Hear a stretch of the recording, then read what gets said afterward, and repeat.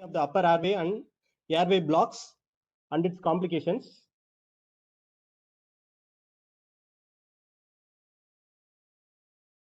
The upper airway, it's broadly classified into nasal cavity, nasopharynx, oropharynx, laryngopharynx, and the larynx. The nasal cavity is comprising of the superior, middle, and inferior turbinate, the hard palate and the soft palate. The nasopharynx, which comprises of the tonsils, adenoids, and the uvula. The oropharynx, which contains the tongue. The laryngopharynx, which contains the vallicula and the epiglottis. And the larynx, which comprises of the esophagus and the trachea.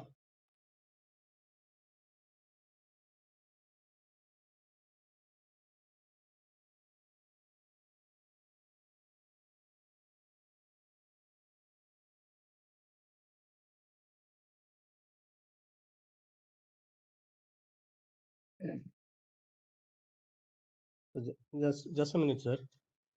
It is not moving. Yes, sir. Slide, it's not able to move. You can move the cursor to the top center. Okay, sir. There, the drop-down box will give you slide moving option.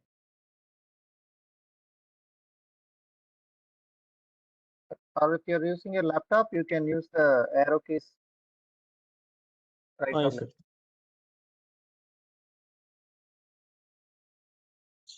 It's not moving, sir. And then try to close it and open again. Now it's coming, sir. Okay, sir. Now the nasal cavity, the bones forming the nasal cavity, which includes the frontal bone, the nasal bone, the septum cartilage, vomer, the palatine process of the maxilla, the perpendicular plate of the ethmoid bone, the sphenoid bone, and the horizontal plate of the palatine bone.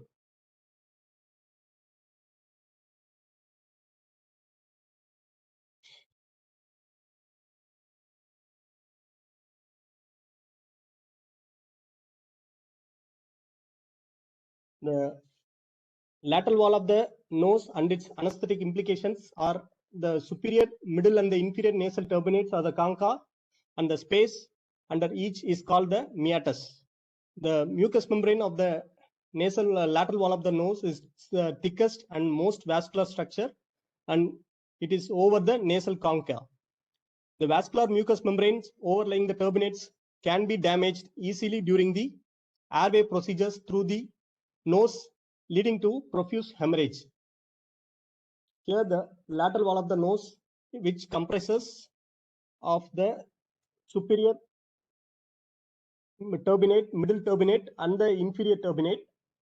The superior turbinate, which below which is the superior meatus, and where the ethmoidal sinus drains out, and below the middle turbinate, it's the middle meatus.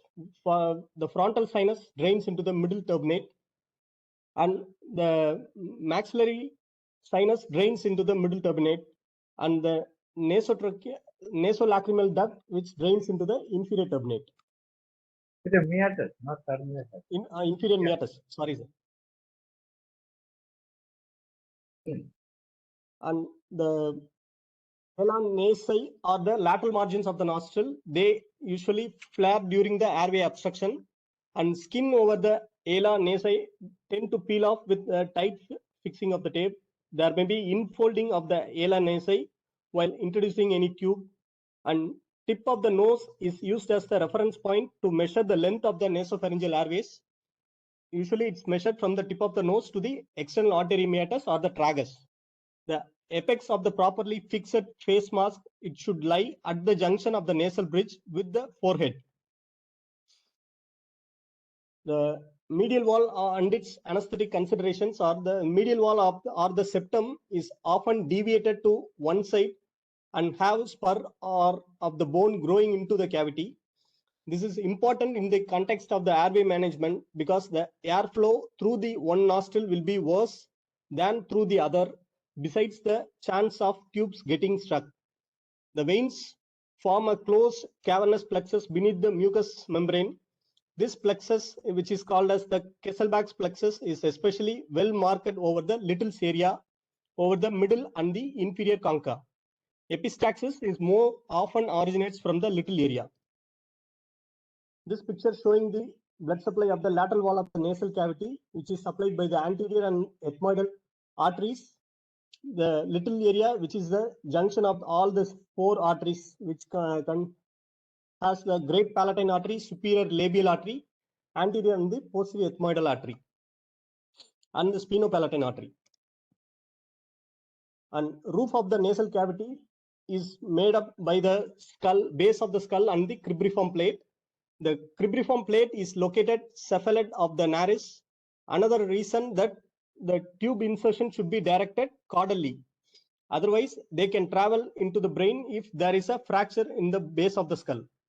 The non-olfactory sensory nerve supply to the nasal mucosa is derived from the first 2 divisions of the trigeminal nerve, the anterior ethmoidal and the maxillary nerve. And airborne chemical irritants cause firing of the trigeminal nerve, which are responsible for the reflexes such as sneezing and apnea. The floor of the nose is the horizontal anteroposterior, that is the perpendicular to the plane of the face, that is tilted slightly downwards front to the back approximately 10 to 15 degrees. Thus, when a nasal conduit is inserted through the nose, it should not be directed upwards or even straight back. Instead, it should be directed slightly inferiorly and perpendicular to the plane of the face to follow the major channel to be least traumatic. Here, this picture showing the nerve supply of the lateral wall of the nasal cavity, which is by an imaginary line that divides the division of the trigeminal nerve, which is the upper part. It's supplied by the first part of the trigeminal nerve, and the second below part it's divided by supplied by the second part of the trigeminal nerve, which is the ophthalmic nerve.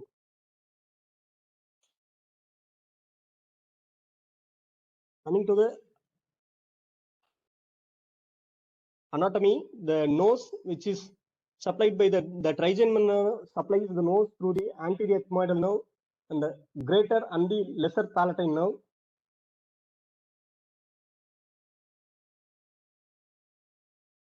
The oropharynx is innervated by the branches of the trigeminal and the glossopharyngeal nerve.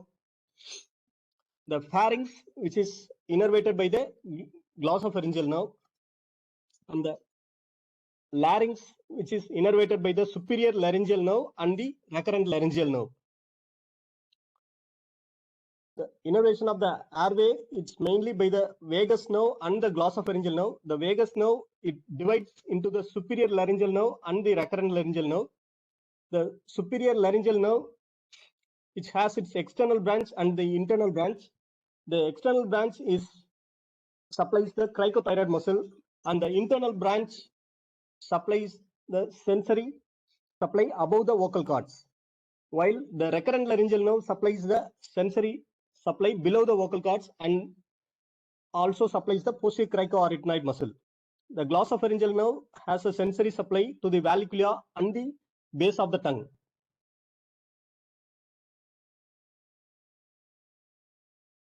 Coming to the airway blocks,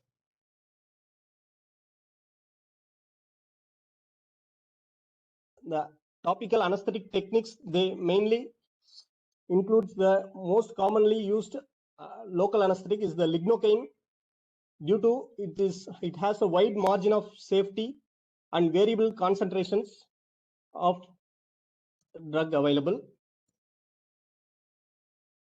The application techniques, which is easily remembered by a mnemonic called as SMART, which has S, which is a spray technique with the lignocaine of 4% and 10% lignocaine, and M is a McKenzie technique, which uses the 20 gauge IV cannula with the oxygen tubing, and A is the atomization using the mucosal atomization devices, and R is the ribbon gauze, where we use the local anesthetic soaked with the ribbon gauze, and T is the SAGO technique, which is spray as you go technique using a fiber optic bronchoscope.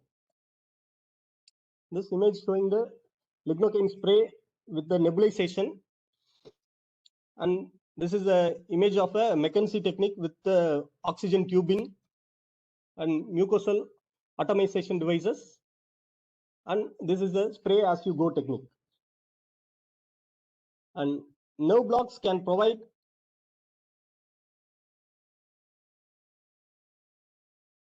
anesthesia for awake intubation, but can be technically more challenging to perform than the topical anesthetic of the airway. They do carry a higher risk of complications such as intravascular injection and nerve damage, and more than one nerve needs to be blocked. The nerve most commonly blocked in the airway blocks are the glossopharyngeal nerve, superior laryngeal nerve, and the recurrent laryngeal nerve, as they supply the innervation to the oropharynx and the larynx. Therefore, the nerve blocks required to anesthetize are the glossopharyngeal, superior laryngeal, and the translaryngeal nerve blocks.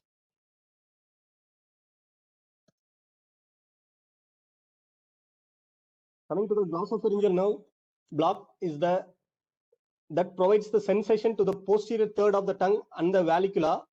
It provides a sensory limb for the gag reflex. Therefore, this block is particularly useful in abolishing the gag reflex. There are two approaches for the glossopharyngeal nerve block. One is the intraoral approach and the peristyloid approach. For the intraoral approach, the patient requires sufficient mouth opening to allow adequate visualization and access to the base of the posterior tonsillar pillars of the palatopharyngeal arch. This image showing the intraoral approach, showing the posterior tonsillar pillars. And after adequate topical anesthesia has been applied, the tongue is retracted medially with the laryngoscope blade or a tongue depressor, allowing access to the posterior tonsillar pillar. And using a 22 or a 25 gauge needle, 2 to 5 ml of 2% lignocaine is injected submucosally after negative aspiration. The point of injection is at the caudal aspect of the posterior tonsillar pillar and 0.5 centimeters lateral to the lateral edge of the tongue, where it joins the floor of the mouth, and this is then repeated on the other side.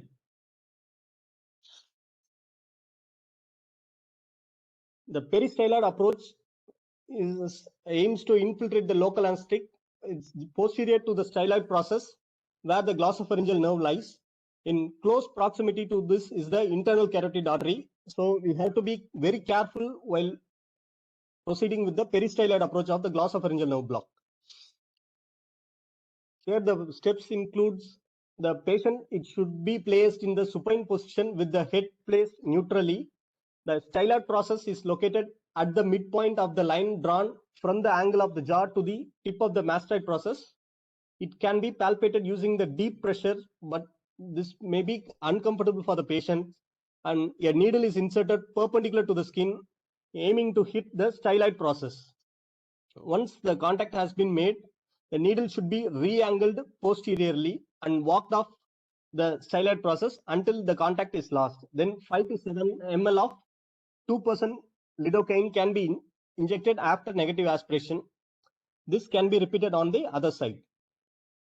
Coming to the superior laryngeal nerve block, the superior laryngeal nerve block provides sensation to the laryngeal structures above the vocal cords and lies inferior to the greater cornu of the hyoid bone. Here it splits into the internal and external branches.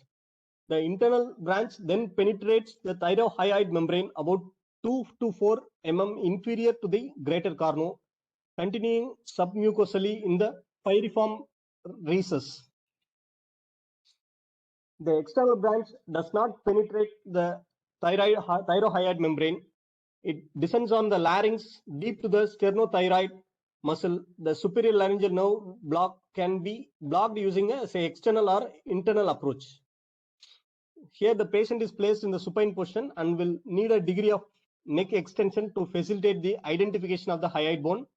Once the hyoid bone is identified, the block is performed using a 25 gauge needle inserted through the lateral side of the neck, aiming towards the greater cornu.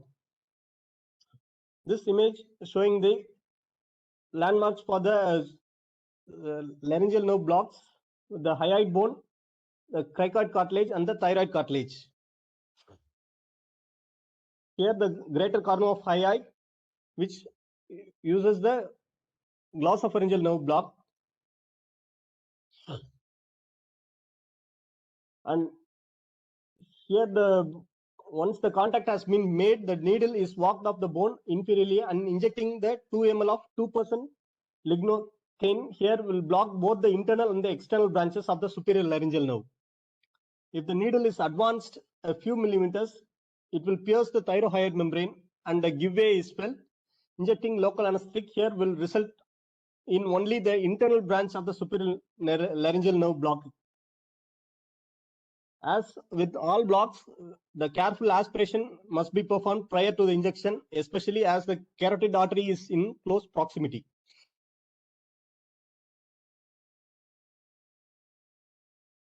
Coming to the recurrent laryngeal nerve block, the sensory innervation of the vocal cords and the trachea is supplied by the recurrent laryngeal nerve. They ascend along the tracheo-esophageal groove and also provides the motor supply to the intrinsic muscles of the larynx, except the cricothyroid muscle. The cricothyroid muscle is supplied by the external branch of the superior laryngeal nerve. This is located by identifying the thyroid notch, tracing the upper edge of the posteriorly until the superior cornu can be palpated as a small round structure. This lies just inferior to the greater cornu of the hyoid. The needle can be inserted aiming for the superior cornu of the thyroid cartilage, then walked cephalad, then the local anesthetic is injected once the needle loses its contact with the superior cornu. If the thyroid membrane is pierced, then inject 2 ml of local anesthetic, hence the further 2 ml as the needle is withdrawn. This will increase the chances of both the internal and external branches of the superior laryngeal nerve being blocked. The patient is made in supine position with the neck extended to be identified in the midline. Then the palpating finger should be moved in a caudal direction until the cricoid cartilage is palpated. The cricothyroid membrane lies between the two structures immediately above the cricoid cartilage. The thumb and the third digit of one hand should stabilize the trachea at the level of thyroid cartilage. Then a 22 gauge or a 20 gauge needle can be inserted perpendicular to the skin at the aim of to penetrate the cricothyroid membrane. This image showing the image of the recurrent laryngeal nerve block with the cricothyroid membrane. This should be done with the continuous aspiration of the syringe, as the appearance of the bubbles will indicate that the needle tip is now in the trachea. At this point, immediately stop advancing the needle, otherwise the posterior laryngeal wall can be punctured, and rapid injection of about 5 ml of 4% lignocaine will result in coughing, which will help to disperse the local anesthetic and block of the recurrent laryngeal nerve. Thank you, sir. Very good. Okay. You have covered nicely all the required. Anyway, time I'll just show what I have got to say for you.